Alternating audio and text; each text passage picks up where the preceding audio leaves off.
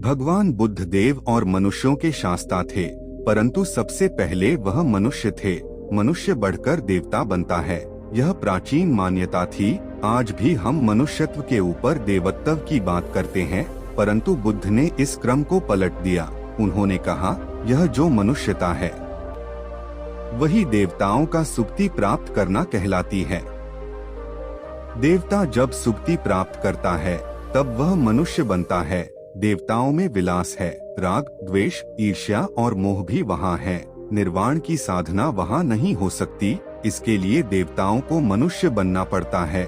मनुष्य में ही देव पुरुष का आविर्भाव होता है।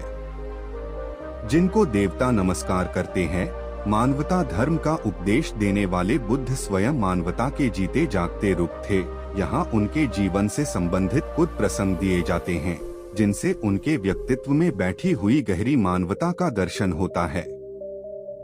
भगवान का परिनिर्वाण होने वाला है। रात का पिछला पहर है। भिक्षु उनकी शैया को घेरे बैठे हैं। बुद्ध उन्हें उपदेश दे रहे हैं।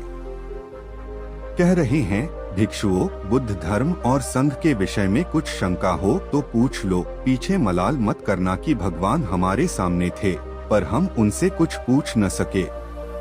कोई शिष्य नहीं बोलता, भगवान 3 बार कहते हैं, पर कोई भिक्षु कुछ पूछने को नहीं उठता। भगवान को शंका होती है कि कहीं वे उनके गौरव का विचार करके पूछने में संकोच तो नहीं कर रहे।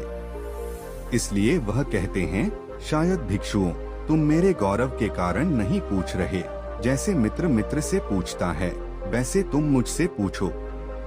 बुद्ध अपने शिष्यों की समान भूमिका पर आ जाते हैं। उनकी यह विनम्रता मनुष्य धर्म की आधार भूमि है। बुद्ध ने अपने को भिक्षुओं का कल्याण मित्र कहा है, जो उनकी मानवीय सहृदयता और विनम्रता को सूचित करता है। एक दूसरा दृश्य भी उसी समय का है।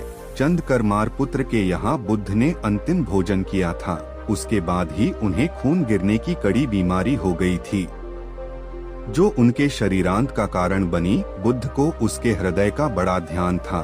भक्त उपासक को यह अफसोस हो सकता था कि उसका भोजन करके ही भगवान का शरीर छूट गया।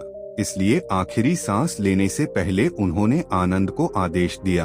आनंद, चंद करमार पुत्र की इस चिंता को दूर करना और कहना, आयुष्मान, तूने बड़ा लाभ कमाया कि मेरे भोजन को करके तथागत परिनिर्वाण को प्राप्त हुए। जिसके हृदय में अगाध करुणा थी, वह ऐसा क्यों न कहता।